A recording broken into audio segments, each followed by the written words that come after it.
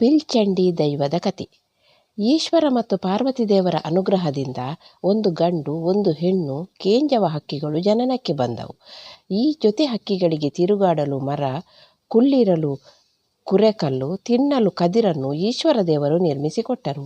ಜೊತೆ ಹಕ್ಕಿಗಳು ಬಹಳ ಸಂತೋಷದಿಂದ ಏನೊಂದೂ ಚಿಂತೆ ಇಲ್ಲದೆ ಕೆಲಕಾಲ ಬದುಕಿದವು. ಹೀಗಿರುವಾಗ ಒಂದು ದಿನ ಹೆಣ್ಣು ಕೇಂಜವ ಗಂಡಿನೊಡನೆ, ನೋಡು ಕೇಂಜವ, ನಮ್ಮನ್ನು ದೇವರು ಗಂಡು ಹೆಣ್ಣುಗಳಾಗಿ, ಅಂದರೆ ಅಣ್ಣ ತಂಗಿಯರಾಗಿ ಜನಿಸಿದರು. ನಮ್ಮ ಸಂತತಿ ನಮ್ಮ ಕಾಲದಲ್ಲಿ ಅಳಿದು ಹೋಗುವುದು.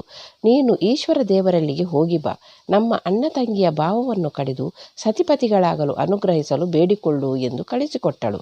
ಅಷ್ಟು ಮಾತನ್ನು ಕೇಳಿಕೊಂಡು ಗಂಡು ಕೇಂಜವ ಈಶ್ವರ ದೇವರ ಸನ್ನಿಧಾನಕ್ಕೆ ಬಂದು ದೇವರ ಪಾದ ಕಟ್ಟಿಕೊಂಡಿತು.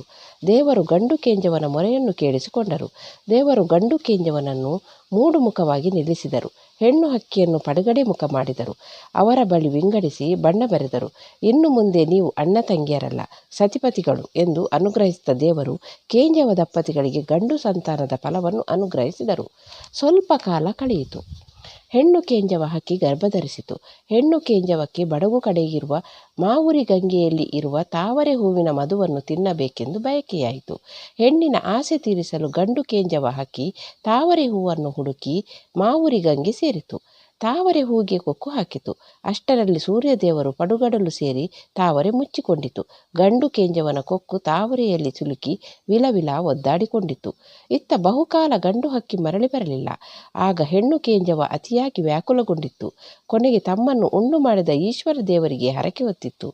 ನನ್ನ ಪತಿಗೆ ತಿರುಗಿ ಬಂದರೆ ನಾನು ಮೊದಲು ಇಡುವ ತತ್ತಿಯನ್ನು ನಿಮಗೆ ಪಾದ ಕಾಣಿಕೆಯಾಗಿ ಅರ್ಪಿಸುತ್ತೇನೆ ಎಂದಿತು. ಹೆಣ್ಣು ಕೇಂಜವನ ಹರಕೆ ದೇವರ ಪಾದಕ್ಕೆ ಸೇರಿತು. ಮೂಡು ಬಾಗಿಲಲ್ಲಿ ಸೂರ್ಯದೇವರು ಉದಿಸಿ ಬಂದರು. ಕೇಂಜವ ತಾವರೆಯ ಮಧುವನ್ನು ತಂದು ಹೆಂಡತಿಗೆ ಉಣಿಸಿತು. ಹೆಣ್ಣು ಕೇಂಜವದ ಗರ್ಭ ಬಲಿಯತೊಡಗಿತು. ಆಗ ಗಂಡು ಹಕ್ಕಿಯ ಬಳಿಯ ಶ್ವೇತ ವೃಕ್ಷದಲ್ಲಿ ಬೆಳ್ಳಿಯ ಯಮಗೂಡನ್ನು ಕಟ್ಟಿತು. ಆ ಗೂಡಿನಲ್ಲಿ ಹೆಣ್ಣು ಹಕ್ಕಿ ಕುಳಿತು ತತ್ತಿ ಇಟ್ಟಿತು. ತತ್ತಿಯ ಅಂದ ಚಂದವನ್ನು ಕಂಡು ಕುಣಿತು ಕುಪ್ಪಳಿಸುತ್ತಿದ್ದ ಗಂಡು ಕೇಂಜವನಿಗೆ ಹೆಣ್ಣು ಕೇಂಜವ ಹರಕೆಯ ವೃತ್ತಾಂತವನ್ನು ತಿಳಿಸಿತು. ದೇವರ ಹರಕೆ ಸಂದಾಯ ಮಾಡಲು ಗಂಡು ಹೆಣ್ಣುಗಳು ರೆಕ್ಕೆ ರೆಕ್ಕೆ ಜೋಡಿಸಿಕೊಂಡವು. ಅದರಲ್ಲಿ ತತ್ತಿಯನ್ನಿರಿಸಿ ಈಶ್ವರ ದೇವರ ಸನ್ನಿಧಾನಕ್ಕೆ ಹಾರಿದವು. ಆ ಸಮಯದಲ್ಲಿ ದೇವರು ಕೆಳಗಿನ ಸಿರಿಲೋಕದಲ್ಲಿರಲಿಲ್ಲ. ಅವರು ಮೇಲುಲೋಕದಲ್ಲಿದ್ದರು. ಮಧ್ಯಭಾಗದಲ್ಲಿ ನಾಗದೇವರಿಗೆ ಸತ್ಯನೆರಳಿನ ಅಡಿಭಾಗದಲ್ಲಿ ಸಮಾರಾಧನೆ ನಡೆಯುತ್ತಿತ್ತು. ಗಂಡು ಹೆಣ್ಣು ಕೇಂಜವಗಳು ಈಶ್ವರ ದೇವರ ಸಿರಿಮುಡಿಯಲ್ಲಿ ಕುಳಿತುಕೊಂಡವು. ದೇವರು ತಲೆ ಎತ್ತಿ ನೋಡಿದವ ಕೇಂಜವಗಳನ್ನು ಕಂಡರು. ಕೇಂಜವ ಹಕ್ಕಿಗಳು ಪಾದ ಕಾಣಿಕೆಯಾಗಿ ಅರ್ಪಿಸಿದ ಮೊದಲ ತತ್ತಿಯ ಅಂದ ಚಂದವನ್ನು ಕಂಡು ದೇವರು ಮರುಳಾದರು. ಆ ತತ್ತಿಯನ್ನು ಕಲೆಂಬಿಯ ಬಾಗಿಲು ತೆಗೆಸಿ ಮುತ್ತಿನ ದಿಂಬಿನ ಮಧ್ಯೆ ಇರಿಸಿದರು. ತತ್ತಿಯ ಕಾವಲಿಗಾಗಿ ಜರಕೋರಿ ಜಂಬೂರಿಯ ಮಗನಾದ ಕೀಲಜಾಂಬವನ್ನು ನೇಮಿಸಿದರು. ಈಶ್ವರ ದೇವರ ಬಳಿ 1000 ಎಮ್ಮೆ 1000 ದನಗಳಿದ್ದವು. ಪಾರ್ವತಿ ದೇವಿ ಈ ಗೋವುಗಳನ್ನೆಲ್ಲ ಪ್ರೀತಿಯಿಂದ ಸಾಕಿ ಸಲಹಿಕೊಂಡು ಬಂದರು. ಒಂದು ದಿನ ಪಾರ್ವತಿ ದೇವಿ ಪತಿಯೊಡನೆ, ಈ 1000 ಸಂಖ್ಯೆಯ ಗೋವುಗಳನ್ನು ನಾನು ಈವರೆಗೆ ಸಾಕಿಕೊಂಡು ಬಂದೆ. ಇನ್ನು ಮುಂದೆ ಇದು ನನ್ನಿಂದಾಗದ ಕಾರ್ಯವಲ್ಲ ಎಂದರು. ಪಾರ್ವತಿ ದೇವಿಯ ಮಾತುಗಳನ್ನು ಕೇಳಿಸಿಕೊಂಡ ಪರಮೇಶ್ವರರು 7 ಲೋಕದ ಕೋಪ ತಾಳಿದರು. ಕಲ್ಲಕಾಲಂಬಿಯ ಬಾಯಿ ಮುಚ್ಚಳವನ್ನು ಹಾರಿಸಿಬಿಟ್ಟರು. ಮುತ್ತಿನ ದಿಂಬನ್ನು ಪಾರ್ವತಿ ದೇವಿಯತ್ತ ಎಸೆದರು. ಅದು ಪಾರ್ವತಿ ದೇವಿಯನ್ನು ಬಿಟ್ಟು ಚಾವಡಿಯ ಮದ್ದೋಳಿ ಕಂಬಕ್ಕೆ ತಾಗಿತು. ಆ ಪೆಟ್ಟಿಗೆ ತತ್ತಿ ಒಡೆಯಿತು. ಭ್ರೂಣ ಹಾರಿತು. ಅದರಿಂದ ಕುಮಾರನ ಉದ್ಭವವಾಯಿತು. ದೊಡ್ಡದಾದ ಹೊಟ್ಟೆ, ಅಗಲವಾದ ಕಿವಿ, ದುಂಡಗಿನ ಮೂಗು, ಹಸಿರು ಬಣ್ಣದ ಮೈ, ಅದರಲ್ಲಿ ಮುತ್ತಿನಂತಹ ಬೊಟ್ಟುಗಳು, ಮುತ್ತಿನ ಬಣ್ಣದ ಮೈ ಮೇಲೆ ಹಸಿರು ಬೊಟ್ಟು, ಈ ರೀತಿ ಅಪೂರ್ವ ಆಕೃತಿಯ ಹುಲಿಯ ರೂಪದ ಕುಮಾರ ಜನ್ಮ ತಳೆದ. ಈಶ್ವರ ದೇವರು ಕುಮಾರನ ಉದ್ಭವವನ್ನು ಕಂಡು ಸಮಾಧಾನಗೊಂಡರು. ಕುಮಾರ, ನಿನ್ನ ಸೃಷ್ಟಿ ಬಹಳ ಒಳ್ಳೆಯದೇ ಆಯಿತು. ನೀನು ಬಹಳ ಬಲವಂತ ಕುಮಾರ. ನಮ್ಮ ಮನೆಯಲ್ಲಿ 1000 ಸಂಖ್ಯೆಯ ಗೋವುಗಳಿವೆ. ನೀನು 1000 ಗೋವುಗಳನ್ನು ಮೇಯಿಸಿಕೊಂಡು ಬಾ ಎಂದು ದೇವರು ಅಪ್ಪಣೆ ಕೊಟ್ಟರು. ಆ ಪ್ರಕಾರ ಕುಮಾರ ಗೋವುಗಳನ್ನು ಮೇಯಿಸಲು ತೊಡಗಿದನು. ಅನಿಲದನ್ಕ ಎಂಬ ವಿಶಾಲವಾಗಿ ಹಬ್ಬಿರುವ ನೆಲ್ಲಿಮರ, ಅದರ ಆಶ್ರಯದಲ್ಲಿ 1000 ಗೋವುಗಳು ನೆಲ್ಲಿಕಾಯಿ ತಿಂದು ಮೇಲ್ಭಾಗದಿಂದ ಹರಿದು ಬರುವ ನೀರನ್ನು ಕುಡಿದವು.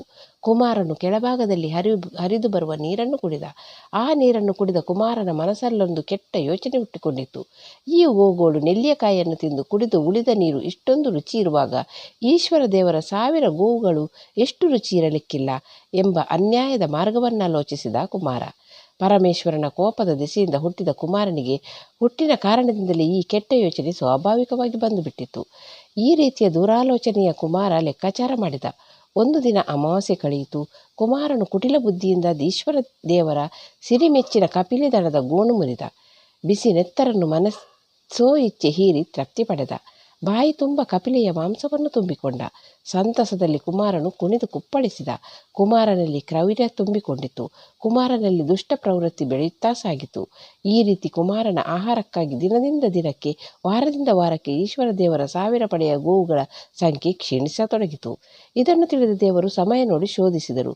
ಇದು ಬಲುಮೆಯ ಕುಮಾರ ಕಾರಸ್ಥಾನ ಎಂದು ತಿಳಿದರು. ಇದಕ್ಕೊಂದು ಪರಿಹಾರ ಅಗತ್ಯ ಎಂದು ದೇವರು ಬಗೆದರು. ಈಶ್ವರ ದೇವರು ಕುಮಾರನನ್ನು ಕರೆದರು. ನಾನಿರುವ ರಾಜ್ಯದಲ್ಲಿ ನೀನು ಬಾಳಿ ಬದುಕಬೇಕಾದರೆ ಕಪ್ಪು ಕಾಗೆಗೆ ಬಿಳಿ ಪುಕ್ಕ, ಬಿಳಿ ಕಾಗೆಗೆ ಕಪ್ಪು ಪುಕ್ಕ ಬರಬೇಕು. ಸಮುದ್ರದ ಹೊಯ್ಗೆಯಲ್ಲಿ ಉಪ್ಪನ್ನು ಕಳೆದು ಜನುಮಾರ ಹಾಕಿಕೊಳ್ಳಬೇಕು. ಹಾಗಿದ್ದರೆ ನಾನಿದ್ದ ರಾಜ್ಯದಲ್ಲಿ ನೀನು ನೆಲೆಸಬಹುದು. ಅದು ನಿನ್ನಿಂದ ಅಸಾಧ್ಯ ಎಂದರು. ಈಶ್ವರ ದೇವರು ಕುಮಾರ, ಇಂದಿನಿಂದ ನೀನು ಪಿಲ್ಚಂಡಿ ಎಂದರೆ ಹುಲಿಚಂಡಿ ಎಂದು ನಾಮಕರಣ ಮಾಡಿದರು. ನಿನ್ನನ್ನು ಇಂದು ಸ್ವಾಮಿ ಲೋಕದಿಂದ ಭೂಮಿ ಲೋಕಕ್ಕೆ ಕಳಿಸಿಕೊಡುತ್ತಿದ್ದೇನೆ. ನೀನಾದರೂ ಮುಂದೆ ಭೂಮಿ ಲೋಕದಲ್ಲಿ ಮಹಮ್ಮಾಯಿಯ ವಾಹನವಾಗು. ನರಲೋಕದಲ್ಲಿ ಆಹಾರ ಪಡೆ, ಭಕ್ತರನ್ನು ರಕ್ಷಿಸುತ್ತಿರು ಎಂದು ವರ ನೀಡಿದರು.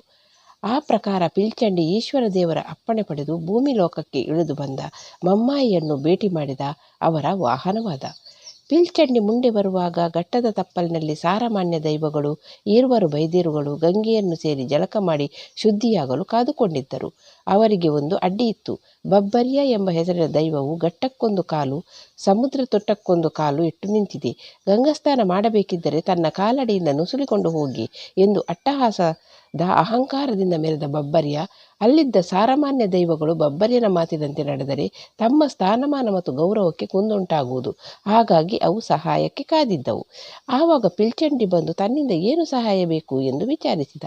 ಆಗ ಬೈದಿರುಗಳು, ನೀನು ಬಬ್ಬರ್ಯನ ಕಾಲನ್ನು ಎತ್ತುವಂತೆ ಮಾಡಿದರೆ ನಮ್ಮ 66 ಗರೋಡಿಗಳಲ್ಲಿ ಬಡಗು ಬದಿಗೆ ಬಾಗಿಲನ್ನಿರಿಸಿ ನಿನಗೆ ಮೊದಲ ಗಂಧ, ಮೊದಲ ಬೀಳೆಯ ಮರ್ಯಾದೆ ಕೊಡಿಸುತ್ತೇವೆ ಎಂದು ಭರವಸೆ ಕೊಟ್ಟರು. ಈ ಮಾತುಗಳನ್ನು ಕೇಳಿಸಿಕೊಂಡ ಪಿಲ್ಚಂಡಿ ಸೂಟಿಗೆ ಬೆಂಕಿ ಹಚ್ಚಿ ಬೆಳಗಿದ. ಬೆಂಕಿಯನ್ನು ಬಬ್ಬರ್ಯನ ಕಾಲಿಗೆ ಹಿಡಿದ. ಬಬ್ಬರ್ಯ ಕಾಲೆತ್ತಿದೊಡನೆ ಇನ್ನೋರ್ವ ಕರ್ತಕಾರ್ಗೆಯ